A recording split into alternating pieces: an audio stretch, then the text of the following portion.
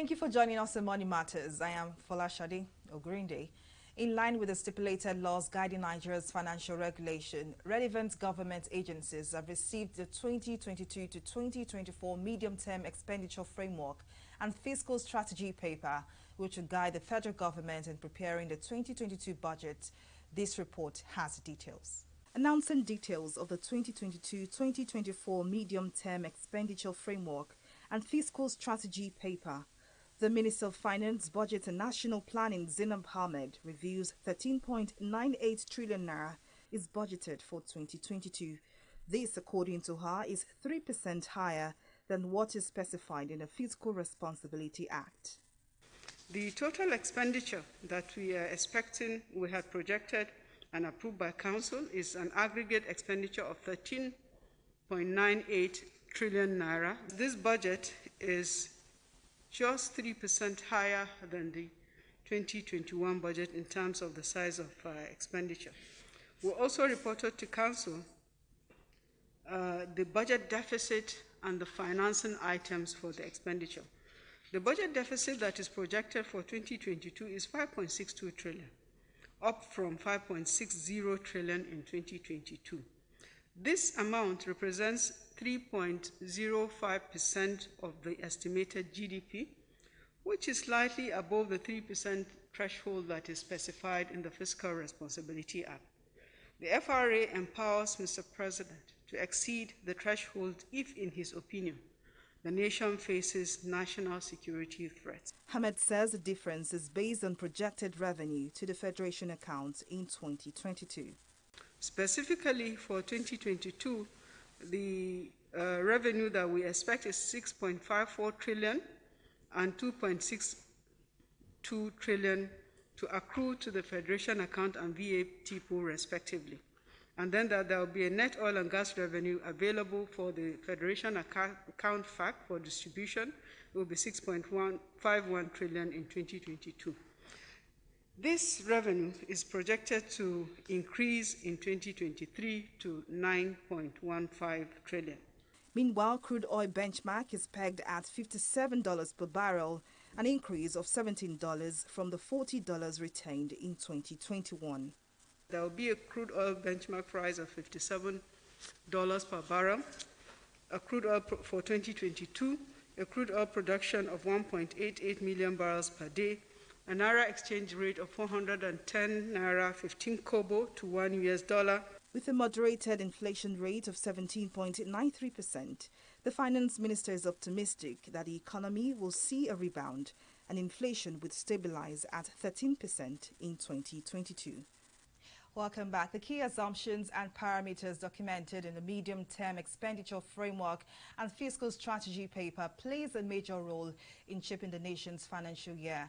Joining me now to discuss this further is Mr. Ayodeji Ebo, who is the head of retail investment at Chapel Hill Denham. Thank you so much for joining us on the program.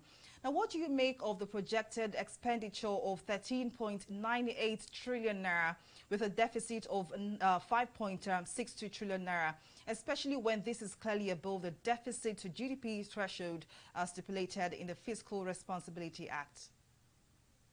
Yes, thank you. And I think for all Nigerians, we should be concerned because what we always see is that continued year-on-year growth in expenditure.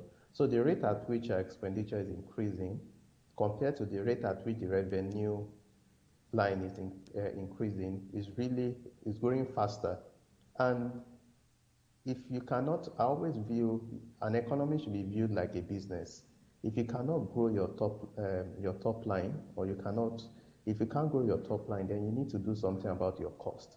So with this projected even deficit of 5 trillion, by the time you check the actual deficit, most times it can be as high as 8 trillion, because when you check the non-oil sector portion of the revenue that's been projected, government always lag behind. So we always, to be conservative, you project about 50%. So I feel that there's really a major concern here, and that would just, for us, increasing expenditure will just continue to lead us to increase borrowings. And at the end of the day, most of the borrowings will be channeled into non-productive sectors. Debt servicing to expenditure may look accommodative, but by the time we'll check your debt servicing to actual revenue, thankfully the budget office has published their performance from January to May. And when you check the debt service to actual revenue, it's about 98%. You check debt service to actual revenue, you check personnel cost to actual revenue, it's almost over 60%. So it means that as we continue to grow our expenditure, we will need to borrow more, and debt service would also increase. Even if we can't do anything about the debt service, when you come to personnel costs, we need to also watch that part. When we have less than 5% of the population spending close to 60% or 70% of the revenue, the remaining part, which is capital expenditure, when you check the budget performance, there was nothing, it's still lagging behind what the projected revenue, which is what the rest of us benefit from. So I think that there needs to be a major review of this. Now, certainly, Mr. Abel, because this seems to be a vicious circle. Well, are you concerned about the decline in foreign reserve, which the finance minister says stands at $34.2 billion as at May 2021, which is a $640 million decline from the previous month? Yes, thanks. I think that my concern, my worry would be more for us trying to provide confidence. What the external reserves, even at $33 billion, still covers over 6 months of our imports. So it means that in terms of looking at the threshold, we're fine. But we need to provide confidence to ensure that we attract both foreign private investment as well as foreign direct investment. The CBN is trying to ration to ensure that we are able to at least wait until when we come back to normal before they can increase supply. So it's now more of trying to see how much of confidence can we provide within the provide for potential investors. So in the depletion of the external reserves, if you look at it year to date, it's just declined by about $2.5 billion. That's about 6% year to date, so it's been fluctuating. And we're aware that I know there's still the outstanding World Bank loan of about $1.5 billion. If also the government access the Eurobond market, which they should be able to raise at least maybe $3 billion or more, that will also create more buffer for the CBN to be able to defend the Naira. So I believe that it's more of trying to provide confidence and increase liquidity would really help a long way. Now, away from the matter of foreign reserve, do you share same optimism with the finance minister that Nigeria's inflation rate will most likely see a decline to 13% by 2022, especially when you factor in an increase in PMS occasioned by subsidy removal? Okay, thanks. I think for me, I would be less optimistic, and reasons is only when we see the implementation of the policy. So the rate 13% is not impossible, but we need to be sure that we'll be taking steps towards that. 2022 is just about 6 months away. So what steps have we started taking to increase production such that it can reduce the cost? What step are we taking to reduce cost of doing business? What step are we taking to reduce lending rate? These are some of the costs that feeds into the cost of production and leads to higher prices. The exchange rates also has the imported inflation is also major segment. Are we expecting an appreciation or significant appreciation of the Naira?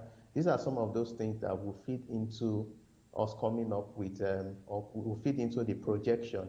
So for me, I will be less optimistic if there are no deliberate actions that are being taken or will be taken, then I don't see us going that low. Now, how do you think the dynamics of Nigeria's oil sector will play out? Now, as the crude oil benchmark was placed at $57 per barrel and crude oil production at 1.88 million barrels per day. Now, Mr. Ayodeji, what do you think will play out, especially for the rest of 2021 and but most especially for 2022? Okay, thanks. I think that, yeah, for the oil price at $57 per barrel, I feel that's that's really very in line with realities and based on current rates. And we expect that even as the economy reopen within the next 6 months, that's we're looking at talking about 2022, we expect that there should have been there should be that sustained increase in oil price. So for when you check the OPEC Plus are mindful of even the current level of oil price, and that is why they are controlling the part of the I would say part of production. So yes, I'm not sure if production would be allowed to produce that amount, but in terms of level of oil price, I believe that should be in line with reality. But I think we need to also look away from oil. We need to start policies that will help us diversify our revenue base, our foreign earnings base. If not, we'll just be susceptible to a lot of the actions that we don't have control over, which would impact on our potential growth. Now, I'll just take your last line, which is the fact that, you know, the majority of Nigeria's economy is determined by global events. But we do hope that Nigeria in the long run will have a favorable 2022. But Mr. Ayodeji Ebo, Head of Retail Investment at Chapel Hill, Denham, thanks so much for your contributions. Always my pleasure. Thanks for having me. We'll take a short break here, but when we return, our focus will be on developments in Nigeria's aviation sector. Do stay with us. Corruption not in my country. Cut. All right. What's your name again? Kemi? Yes, sir. Good. Are you ready for us for next week? Yes, sir. Next. No, sir. No. What? Look, what we need here is one who can speak fluent English. Give her a chance. I need a angel to hold me. Hold me, my beautiful angel. Cut! It is angel, not Angel. Please, I'm done with you. Excuse us.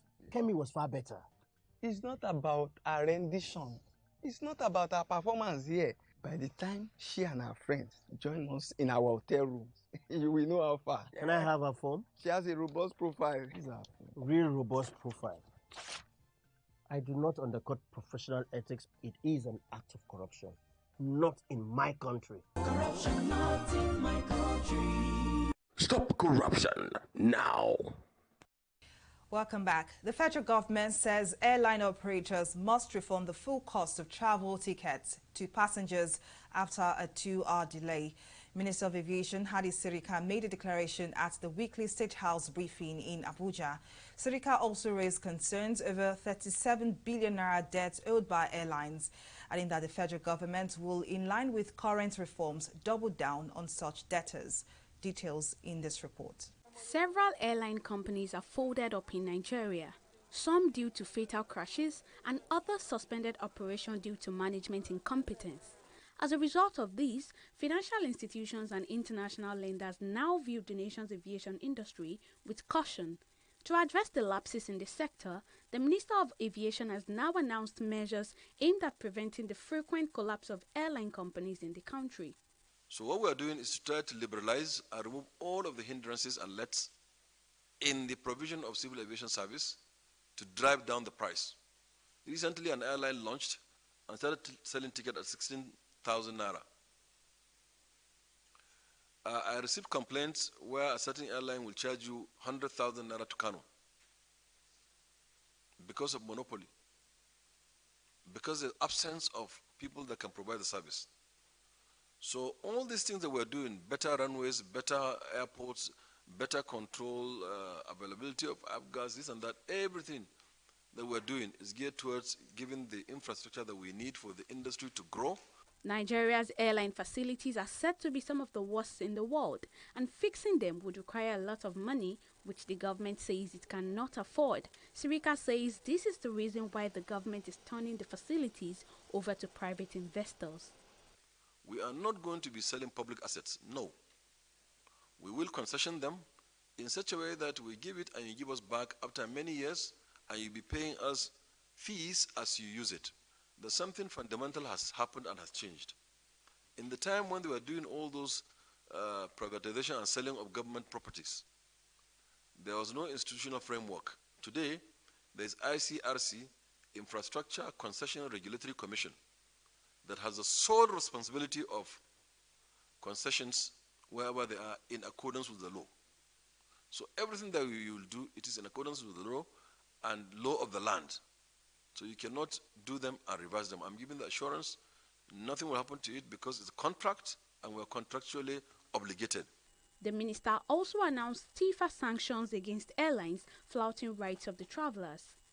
Delay beyond 1 hour, carrier shall provide refreshment and make one telephone call or one SMS or one email.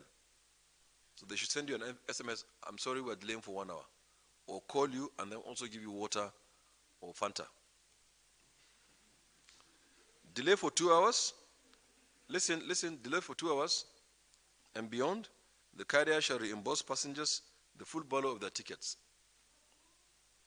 Delay between 10 p.m. to 4 a.m., carrier shall provide hotel accommodation, refreshment, meal, 2 free calls, SMS, email, and transport to and from the airport. On international, it also says all of the requirements. On your part, as passengers also, you must be obedient to the rules and regulations and respect protocols and what the airlines will do. As part of plans to give the aviation sector a facelift, the federal government has also decided to establish an aerospace university in the country to produce the needed manpower in the sector. Abisola Adebayo, TV360, Lagos. Welcome back. To discuss this further, I'm joined by the Managing Director, Harrier Global Services Limited, Mr. Yemi Dada. Thank you for coming. Now, the aviation sector is without doubt one of the sectors most affected by the unprecedented effects of COVID-19. But recent reports of deaths accrued by aviation companies raises several concerns. What do you think is going on, Mr. Yemi? Well, if you look at it from the reports given by the minister and the agencies, the facts behind the figure is that quite a lot of what is reported as outstanding is owed to those agencies by airlines that are no longer in operation. And again, there was this issue of a court case between the airline operators of Nigeria and the Nigeria Airspace Management Agency, which took quite a while. And during that period, airlines that were operating were not paying the local en route navigation charges to NAMA. Now, when there was a Supreme Court judgment which said government could actually charge the fees for en route, local en route navigation charges, the airlines were then asked to pay. But these were funds that had accrued over a period of about 10 or 15 years, thereabout. So there are quite a number of things that are behind those figures that you see that seems to be quite a lot. There are airlines that no longer operate and there is no way they can pay that. And the current airlines that are operating have been asking for waivers on some of the amounts that are outstanding because of, one, like I mentioned, the court case, and two, there are cases where airlines have complained of not receiving value for what they are charged for. So if you take the example of the Lagos airport where the local runway doesn't have lights and airlines have to taxi to the international runway after dusk and before dawn, the airlines complain that they spend a lot of money on jet fuel, doing that taxi back and forth, and they lose time. So these are some of the underlying factors to the debt issues. Now, away from the issue of the debt, let's talk about the penalty for delayed flights. Do you think it would be effectively implemented, taking into consideration the Nigerian factor? Well, the truth of the matter is that that regulation was passed as part of the Nigerian Civil Aviation Regulations in 2015. There was guidance for it before, and then it was formally put in as Part 19.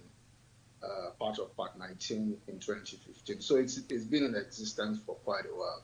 The honest truth is that it's very difficult to enforce some of these provisions of the regulation. One of the things that you can immediately pick up from that regulation is that there is a disconnect between the regulation and, for example, what the central bank wants to achieve with the cashless economy.